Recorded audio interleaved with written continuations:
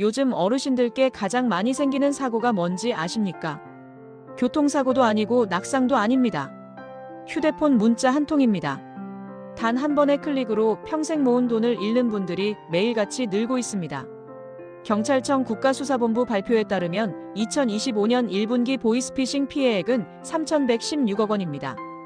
2024년 같은 기간보다 2.2배나 급증한 수치입니다. 더 충격적인 사실이 있습니다. 피해자 중 50대 이상이 차지하는 비중이 53%로 절반을 넘었습니다.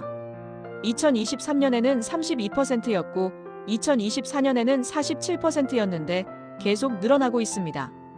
경찰은 디지털 기기 사용에 익숙하지 않고 자산은 많은 중장년층을 집중적으로 노린다고 분석했습니다. 하지만 좋은 소식도 있습니다. 이 영상 끝까지 보시면 절대 속지 않는 기준을 하나 얻어가실 수 있습니다. 일부, 대부분 이렇게 시작됩니다. 70대 김모 어르신 이야기입니다. 어느 날 아침 휴대폰에 문자가 하나 옵니다. 고객님 택배 주소 오류로 배송이 보류되었습니다. 어르신은 이렇게 생각합니다. 요즘 주문한 게 있었는데. 문자를 눌렀더니 간단한 화면이 나오고 주소를 다시 입력하라고 합니다. 그 순간부터 어르신 휴대폰은 내 것이 아니게 됩니다. 은행 앱과 인증서 그리고 비밀번호까지 몇 분 만에 모두 넘어갑니다. 이게 바로 스미싱입니다. 스미싱은 문자 메시지, SMS와 피싱의 합성어입니다.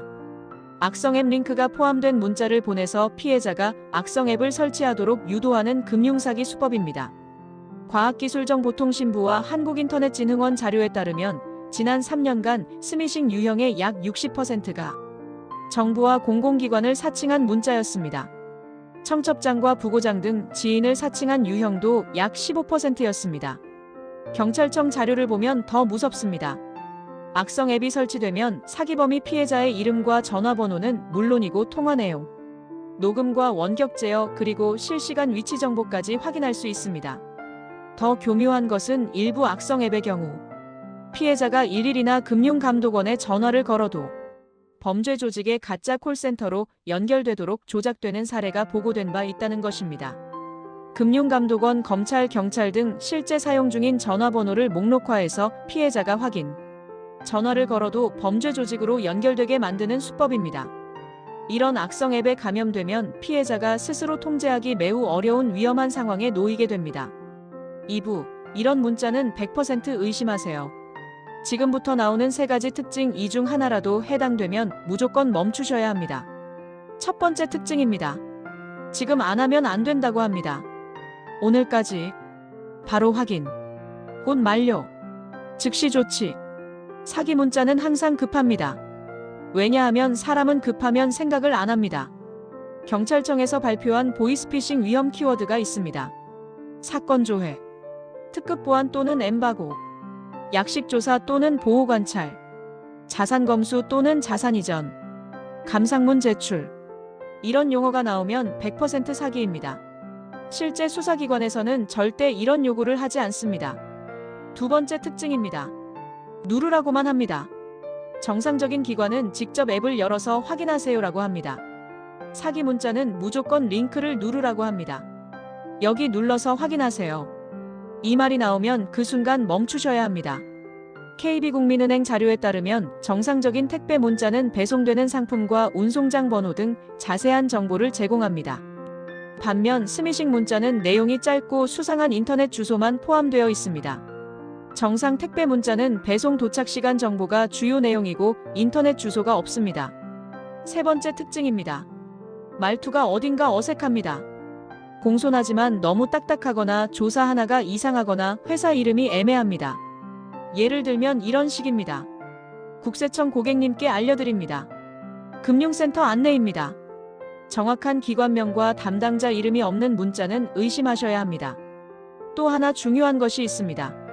문자 앞에 국외 발신 또는 국제 발신이라고 적혀 있으면 스미싱 가능성이 매우 높습니다. 지난 7월부터 해외에서 발신된 문자에는 국외 발신이라는 안내 문구가 표기됩니다. 정부기관이나 은행에서 국제 발신으로 문자를 보내는 경우는 없습니다. 3부, 절대 잃지 않는 단 하나의 기준입니다. 이것만 기억하시면 됩니다. 돈과 개인정보와 관련된 문자는 누르지 말고 직접 들어가서 확인한다. 은행 문자가 왔다면 문자 속 링크를 누르지 말고 은행 앱을 직접 실행합니다. 택배 문자가 왔다면 택배사 앱을 직접 실행합니다. 정부기관 문자가 왔다면 주민센터나 공식 앱으로 직접 확인합니다. 문자 속 링크는 어떤 경우에도 누르지 않습니다. 한국인터넷진흥원에서 운영하는 보호나라 서비스도 있습니다. 카카오톡에서 보호나라 채널을 친구 추가하시면 스미싱 확인 서비스를 이용할 수 있습니다. 의심되는 문자를 보내면 악성 여부를 판별해줍니다. 또 하나 확인 방법이 있습니다. 발신번호 옆에 인증마크가 붙어 있거나 문자 첫 문장에 녹색으로 확인된 발신번호라고 적혀 있다면 안심할 수 있습니다. 정부와 이동통신 3사가 한국인터넷진흥원에서 인증받은 공공기관과 금융기관 문자에 이 표시를 하고 있습니다. 사부, 사기꾼들이 가장 노리는 말입니다. 사기 전화나 문자는 항상 비슷한 말을 합니다. 어르신 맞으시죠? 가족분이 사고를 당했습니다. 도와주셔야 합니다. 아들 이름이 무엇 맞죠? 이때 가장 위험한 행동은 설명하려고 하는 것입니다. 경찰청 통계를 보면 기관 사칭형 범죄가 전체의 51%를 차지합니다. 지난해 41%에서 10%포인트나 늘었습니다. 검찰과 경찰 그리고 금융감독원을 사칭하는 경우가 가장 많습니다. 기억하셔야 할 것이 있습니다. 수사기관은 일반 시민에게 전화나 문자로 사건을 조회하라고 요구하지 않습니다. 수사 보안을 유지해달라거나 특급 보안이나 엠바고 같은 요청을 하지 않습니다. 약식 조사나 보호 관찰을 이유로 모텔 등 숙박시설로 이동하라고 하지 않습니다. 재산 이전이나 보안을 이유로 신규 휴대전화 개통을 요구하지 않습니다. 해외 메신저 사용이나 감상문 제출을 요구하지 않습니다. 이런 요구가 오면 100% 사기입니다. 이렇게 대응하시면 됩니다. 제가 직접 확인하겠습니다. 이 통화는 여기까지 하겠습니다. 그리고 바로 끊으세요. 이건 무례가 아닙니다. 자기 자신을 지키는 행동입니다. 5부, 이미 눌렀다면 이렇게 하세요. 혹시 이미 의심되는 문자를 눌렀다면 지금 당장 이렇게 하세요. 첫째, 휴대폰을 비행기 모드로 전환하거나 전원을 끕니다. 일부 악성 앱은 112로 전화해도 사기 조직으로 연결되도록 조작할 수 있습니다. 그래서 다른 전화기로 신고하는 것이 안전합니다. 둘째, 다른 전화기로 은행 고객센터에 바로 전화합니다. 계좌 지급 정지를 요청하셔야 합니다. KB국민은행은 1588-9999입니다. 금융감독원은 국번 없이 1332입니다. 셋째, 통신사에도 연락합니다. 소액 결제 내역을 확인하고 차단을 요청하셔야 합니다. SKT, KT, LGU 플러스 고객센터로 전화하시면 됩니다. 넷째, 경찰에 신고합니다. 경찰청 보이스피싱 통합신고대응센터 홈페이지에서 신고할 수 있습니다. 또는 다른 전화기로 112에 신고하시면 됩니다. 다섯째, 가족에게 반드시 알립니다. 악성 앱이 주소록을 조회해서 다른 사람에게 유사한 스미싱을 발송할 수 있습니다. 주변 지인들에게 스미싱 피해 사실을 알려서 2차 피해를 막아야 합니다. 여섯째, 공동인증서를 폐기하고 재발급받습니다. 예전에는 공인인증서라고 불렀는데 지금은 공동인증서로 이름이 바뀌었습니다.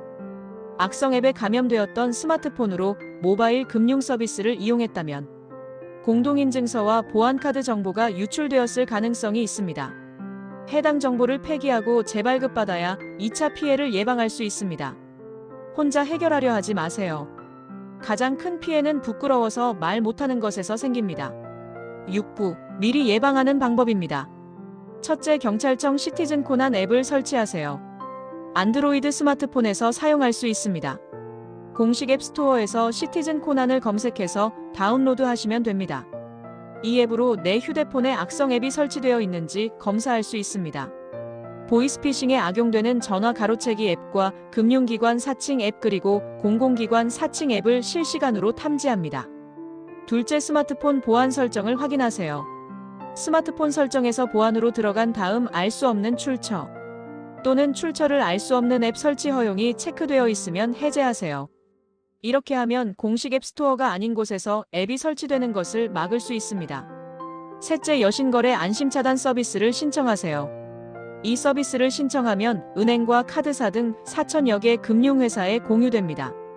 내 명의로 신용대출이나 신용카드가 발급되는 것을 사전에 차단할 수 있습니다.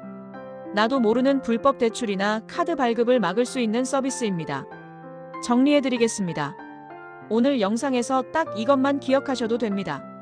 첫째, 급한 문자는 의심하세요. 둘째, 누르라고 하면 멈추세요. 셋째, 돈 이야기가 나오면 직접 확인하세요. 이 세 가지만 지켜도 스마트폰 사기의 90%를 피할 수 있습니다. 위험 신호 체크리스트입니다. 국외 발신 또는 국제 발신 표시가 있다.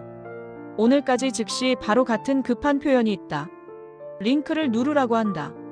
개인정보나 금융정보를 요구한다. 기관명이나 담당자 이름이 없다. 이 중 하나라도 해당되면 절대 누르지 마시고 직접 확인하세요. 마무리하겠습니다. 스마트폰은 잘 쓰면 가장 편한 도구이지만 방심하면 가장 위험한 문이 됩니다. 경찰청 통계를 다시 한번 기억해 주세요. 2025년 1분기 보이스피싱 피해액 3,116억 원. 피해자 중 50대 이상 비중 53%. 기관 사칭형 범죄 비중 51%. 이 영상은 부모님과 배우자, 그리고 주변 어르신과 꼭 함께 보시길 바랍니다. 구독과 좋아요, 그리고 알림 설정까지 부탁드립니다. 감사합니다.